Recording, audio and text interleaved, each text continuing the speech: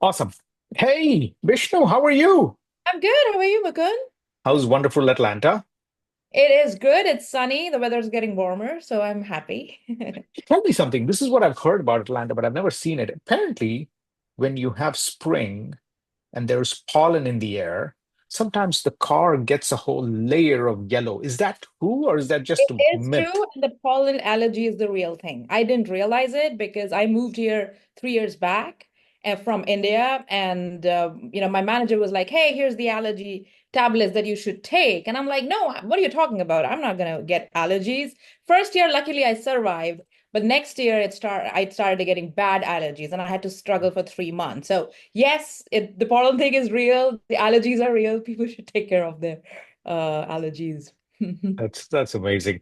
But tell us a little bit more about your background. I know you work at Akamai. You've been an account executive for quite a few years now, 3 to 4 years. Tell us a little bit more about the background so folks know who are they talking to and who are they going to get a little bit of interesting insights from. So I did my engineering in India, and then I started my journey as a software engineer. And this was back in 2010. Back then, cybersecurity was not as big, but I was fortunate enough to be part of one of the financial institutions to be at the cybersecurity team. But at 23, when you are, working in, a very pressure environment with, everything around cybersecurity, attacks, and everything, I didn't value that. Today I realized that that was a great opportunity. But I think a lot of times my friends I was seeing they were chilling on weekends and having fun while I was sitting at SOC, literally looking at attacks and trying to block them. So this was used to be a very different world.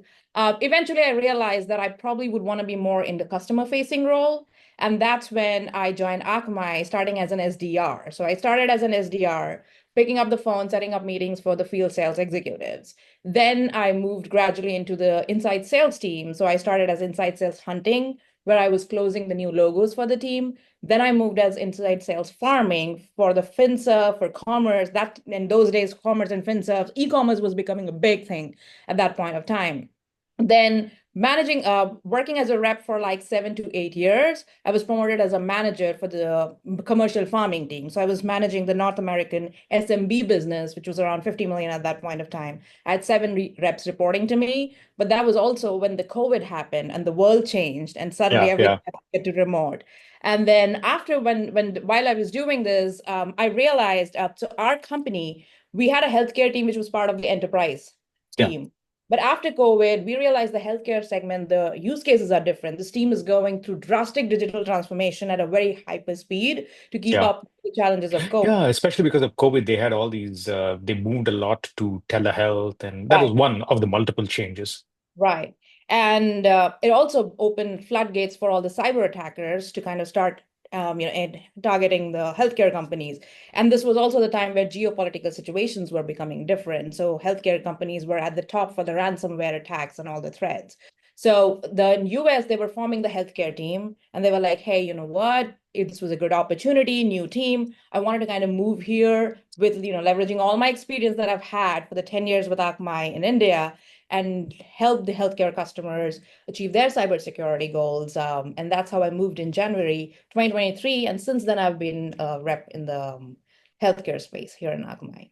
Man, look at your career arc. You went from an engineer knock all the way to BDR, SDR, then doing an account rep role, then managing a team, and now a field rep. Oh my God, that's a great arc. I'm super proud of the journey. Not many people actually take that risk going from engineering role to more of a customer facing and then sales role. I mean, a customer facing role, most of the people I have talked to, they go from engineer to maybe customer success. Some of them go from engineer to product management, and they're like, yeah, that's enough customer. I don't want any more customer interaction. That's about all I want. But going all the way from engineer to sales rep, kudos. I mean, that's a great transition. I think the two things is one, because I was working in knock and I was not getting interactions with outside world. I was like, I want to be in a customer facing role and helping customers and solving the problems. Starting as SDR was critical because I had no sales background. All I knew is code is deployed in production. Please test it and let us know the bugs that you're seeing. So it was very important to start from the scratch so that you know all the nuances. And it helped me now, in every role, because there are different times. There are days where you place SDR, you're reaching out to a new contact in a customer, and there are days where you're kind of playing an advocate or customer consultant. So it helps me to kind of learn through all the roles and navigate the journey. Yeah, I think that's the important part, right? Even, I've seen a lot of people that directly went and became an account manager, but they don't have the basics of prospecting. They don't have the basics of being able to uncover opportunities. They assume somebody Right. magically just gives them three, four, five meetings a week that comes up in their calendar, and they have to go prosecute the opportunities, talk to the customers. Whereas when you have to uncover opportunities and, what they say is open a lot of different rocks and find very few of them actually have something useful. That's kind of humbling, and to a certain extent also it gives you a perspective that okay, this is not easy. This is tough, but at the end of the day, it's a skill. It's a Right. very useful skill. And that can be very valuable, even all the way up to CEO, right? Even the Right. CEOs sometimes have to go out and open opportunities with VCs or with customers, whatever the case might be. Yep. Yeah. Has So let's flip to the other part of this now. AI, everybody is talking about AI, and as a sales executive in your world, from 2020 to 2025, a lot has changed. Of course, we had COVID and that went through, and then we have AI and ChatGPT and hundreds of tools. Every day, it seems like there are at least 100 new tools launching in the market. How do you use AI? How did you think about, or do you think about, okay, I got to use AI for this? Everybody's going through the same issue. They're like, I'm not going to hire more people. You have to use AI to do something that you would like to hire somebody for.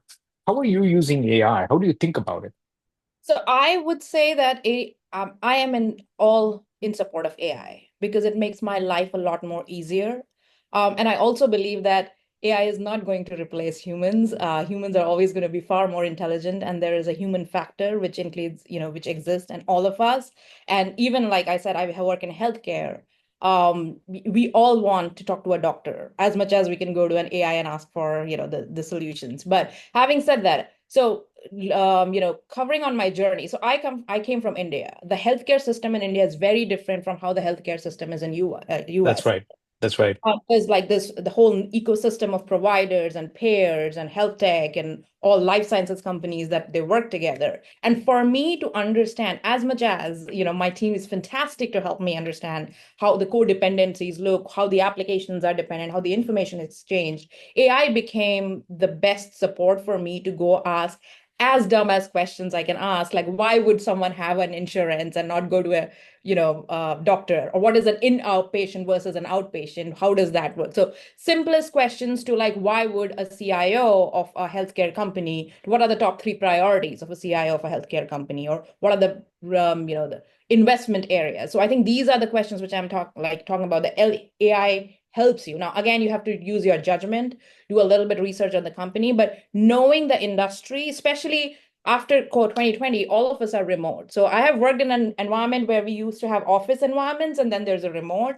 It used to be so easy that you can tap your colleague or a senior and say, hey, I'm, dealing with this situation. Can you help me? And what do you think, the customer or this business cares for?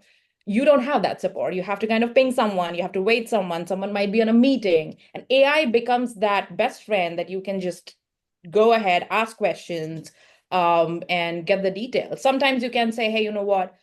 And as the sales roles, a lot of times we kind of go through the 10Ks of a company to find the top, goals. Now, I, Priorities, yeah. I'll be honest, a lot of times it's boring and it's too long to read through it. But that AI gives you that flexibility where you can take the section, put it in an AI and ask them, hey, can you help me summarize and help me identify the top three goals on these segments, maybe digital transformation, maybe cybersecurity. It makes your job a lot more easier So with you AI. talked about three use cases right now. Let me synthesize just for me to be able to put it in buckets, which have been the consistent themes I've heard in a lot of places. Use case number one is learning. This is previously, before AI, it's usually sales enablement. It's usually going to meetings. It's usually spending 1 hour, 2 hours with somebody. They might tell you a few things, but you'll have follow-up questions. You only have 1 hour. You can't really learn everything. But now AI is available 24/7 to answer all the questions. So that's a learning use case. Previously, it was sales enablement and maybe industry meetings, but now it's AI is able to give it to you and in a more crisper way than maybe a Google search would, because Google search means you get 20 links, you got to go through all 20 of them, formulate something in your head. This is like answer this question and you're done. So first one is the learning. The second one is the Q&A part. right? Which is you said, hey, I want to be able to get expert help. Now, you didn't call it expert help. You said, hey, tap a friend, tap a senior, tap someone next to you and say, this, I'm going through this. Who's gone through this? What would the best way to be able to do it? So that's the expert help use case, right? And the third use case, I think, is a little bit more different, which is more synthesis. Now, we're all flooded with tons of stuff. The 10Ks, in many cases, they're boring. In many cases, I think they're intentionally made to be dense. I don't mean dense from a, it's stupid. I mean dense from a very content rich because they want you to be able to get a lot of information in a word or sentence or a paragraph. So you're using it more for synthesis, right? So it's a learning use case number one. Second one is expert help use case. And third one is more synthesis. I have way too much stuff. I can put a PDF file, I can put 10 docs and say, give me the summary of all of this. I don't want to go through 25,000 docs, right? So those are the three most use cases. What do you use for these things? I use most of the times we use ChatGPT, but now our own company has developed a tool where which is a lot more helps us because it goes through our own databases and give a history of the accounts and all that. So we have started leaning use more and more. And Very sometimes nice. and I think sometimes we do have clever.ai. We use that as well. And yeah, and sometimes so I'll give you an example. Um, a lot of times we are making presentations, right? And I Mhm, want mhm. an architect, let's say, for me, I need an architecture overview where we can understand what are the gaps and then where we can help. Like those, images you can go to Google, but you have to download it, modify it, kind of make all the changes. That's a lot of work.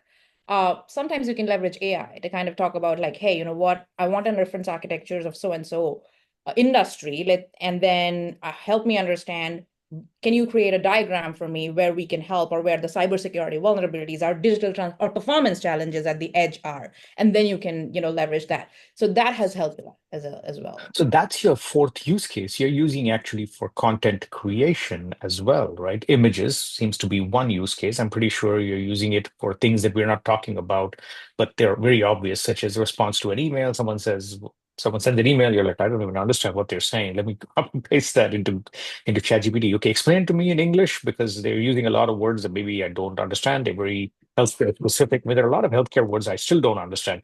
You talk about inpatient, outpatient, that's one. At a superficial level, I will understand it. But when they use inpatient, outpatient, and if you're talking to someone who's in the healthcare industry, particular, they use a lot of healthcare specific terms. I don't want to call it jargon because we have our own set of jargon and they can do that to us. But yeah, so the fourth use case is more content creation. How do you create images, diagrams, visuals, presentations? Do you lean on those solutions to create those fundamentally to be able to put stuff into the overview, or do you say I'm going to come up with the overview and I just need bits and pieces, or do you say you come up with the overview, then I'm going to add my expertise? How do you use it? Depends on how familiar I'm with it. Like, let's say, for example, I might not be very familiar with what an IT infrastructure looks like for maybe a finance, while I'm very familiar with how it works for a commerce. So might have, depending on the knowledge, so I might like, hey, you know what, I know this is what it looks like. Can you help me refine this by enhancing these areas? Or I might be like, hey, this is a very new vertical for me or a very new company for me. This looks like the business model. Can you give me a generic overall what the IT infrastructure looks like and then talk about it? It's not my use case, but now that I've worked with the top leading providers, I know that a lot of providers are leveraging AI as well, and they're building in-house emails. And one thing that apps, and one thing that you said, the email. So they were saying that doctors are flooded with email Right, conversations. right. And a lot of times a patient is waiting and all they need is like a first response. And doctor might just miss that email or something. So they are leveraging AI to kind of go and highlight which are the top high priority emails are, and then get the first response and then kind of like have this due a notification for the doctor to know what's going on. But then he was saying that gave problem to another that kind of like create another problem which they're trying to solve, is that a lot of the emails were becoming generic, and that's where the human touch comes. Like I don't want to lead to if I can read and understand my dog report, I don't need to pick up the phone and talk to a doctor. I still need to hear that doctor like, hey, I'm going to be okay, or this is okay. And he was saying Yeah. A lot of this was like one word, two word email, very generic responses. And that was reducing the empathy between the patient and the doctor. So they're actually working on designing an empathy AI to kind of go through the emails and say, hey, you know what, this patient's are going through this. They might be feeling these, how, creating a message which resonates or probably getting a meeting. So not my use case, but, healthcare team is also kind of like using AI. Yeah, I think of that as a very interesting use case because I'll tell you, I saw an interesting, I don't know if it is a cartoon or a joke or something, right? So there's four, think of it like four sequences. Sequence number one, there's a marketing person who's like, oh, this looks very short. They Hmm. go to ChatGPT and she says, write this in 500 words. She'd written 10 words and she write it in 500 words. So ChatGPT comes up, writes up 500 words, and then she said, oh, this is the right answer. And she posts it. And then the other side, there's a customer who goes in and says, oh my God, this is too much. Cut and paste that thing and go to ChatGPT and say, make this in 10 words. Right. Yeah. So what ChatGPT is doing in the middle is converting from small to large, then converting back from large to small. But I think this empathy is a different angle. It's Yeah. not the same angle, right? The angle in this particular use case is make it more human without it being having a human involved to a certain extent, right? It's kind of an interesting one. Empathy AI, I'd never heard of that. I've never heard of that term, right? But that's I can see that. Let me ask you a different question. I've seen this. I've seen a Wall Street Journal piece about it a couple of months ago. Doctors were, I don't know I don't think the word is complaining. I think the word is they were raising an issue. They were saying that, yes, everybody thinks I get 10, 20, 30, 40 emails a day and I have to respond. But now we're going to start charging for that because that takes away 1 hour of my time. If I have to respond to 10 emails, each of them takes 10 minutes, 2 minutes to read it, 3 minutes to understand what the situation is, and then another 3 minutes to respond to it. That's, let's say, 20 emails, 5 minutes each. That's more than an hour, but I should charge. And of course, the patient on the other end is what I just asked you an email, but what for you it is just an email. For the doctor, it's 1.5 hours or whatever it is. How do they think about that in leveraging AI with empathy AI? Do you think at a certain point of time, a lot of the questions would be AI answered and the doctor would just review it? Or do you think, okay, no, the doctor is going to look at every one of them and the hours, let's say instead of spending an hour and a half, they now only spend 30 minutes or something like that? I think one of the things that I learned from this, and it came from one of the experiences that this whole hospital had, was so there was a doctor who was going through all these emails, right? And they're kind of like trying to figure out what's working. Sometimes, they miss that. And there was this one email which probably came at Tuesday morning. The doctor like didn't seem anything he was going through and all that. And, he opened the email, I think, probably 2 days later. By that time, so the email actually said that I need help. I need someone to talk. Can I have a conversation? And by Mhm. the time he picked up and he was trying to look at, till then, he got a call that the patient had committed a suicide. I think Whoa, that changed the whole, the whole sentiments. outlook at that. Yeah. Like that one email, probably, hey, let's talk, or I've got you, or kind of things may have made things different. So I think what the primary thing that they want to do is AI to read through the contents of the emails and prioritize who needs help now versus some cases might be, hey, you know what, I'm getting this is, what I just feel like, can you give me next steps or something. So I think prioritizing that would be critical, and they're leveraging that, definitely going through the contents and doing that because it can save. Like the healthcare is very different. Like finance and commerce, there is money and there's stake, but healthcare deals with life situations and it's a life and death. Just one missing, one email response. So it's a different world where they're kind Yeah, of like, I can imagine. When you look at things such as prioritizing, we go from the doctor prioritizing to your prioritizing, and you probably get about, just like every one of us gets 30, 40, 50 emails a day. We don't deal with life and death situations to a large extent, but we do deal with, okay, all of us go through the same. Let's prioritize these, let's not prioritize these, kind of a solution communication, whatever you want to call it. When you look at it from that perspective, does AI in a large extent take away from the fact that there are a lot of priority three that you don't need to worry about? Or do you think that even now with AI, you can even take care of the priority three? The question I'm asking is, let's say you get 30 emails and 10 of them are priority three. Does AI make it so that you know that these are priority three, so you don't have to do anything? Or you tell AI, you fix this? Or does AI make it that even the priority three feels like a priority one to the person receiving it? I would say it is a mix of everything. Like at the end of the day, especially when you are in the tech sales roles and dealing with these Fortune 500 companies, as much as I would want to believe that it's always, pricing, but people do business with people. And I've heard with a number of executives that we do with people with business with companies or brands who we trust and the people who we trust. And most of the time, salespeople are the front faces of these companies, Yeah, right? yeah. We are the account managers. So it is as much as I would like AI to kind of like, help me prioritize. I definitely want to be in control of what I'm responding to the customer, but there is a personal bond. Most of these customers I've met online, like in face to face. There's a trust, there's a bond. And when they read, I'm pretty sure email, they can figure out if it's Bishnu's talking or an AI is responding. So I would love AI to help me prioritize and maybe find answers that I need to, get back to with the questions the customer is asking or the next steps or a guidance. But I would not want to miss that personal touch because that's the relationship I've built and I want to honor that trust that I've had with them. Awesome. This is good. No, Vishnu, this was awesome. This was a great talk. I'm glad that we got a chance to be able to talk. As I've said, I've talked to different people in different roles, product people, marketing people, engineering people. And the use cases, there are three or four of them that are consistent, right? The learning use case is a game changer for a lot of people. I'll tell you, for us, for people, when I say us, for people like you and me, it just enhances the ability to learn. But there are a lot of people with a lot of learning different disabilities, right? I have my daughter who's dyslexic, and she's like, I will not want to talk to my teacher again. I'm just using ChatGPT to understand it because I have the same question. I ask it a little differently. She gives me the same answer, but I get paraphrasing from ChatGPT. A lot easier to understand, right? And so find it very easy. So that's learning use case. And of course, synthesis use case I've seen consistently. The synthesis use case is awesome. I don't want to read 100 docs. Give me the summary. Or I don't understand this. Give me a way that I can understand it like a 12-year-old or whatever, whatever prompt you give it, right? But the other interesting parts is very vertical specific, like you talked about, right? There's healthcare specific needs of using AI.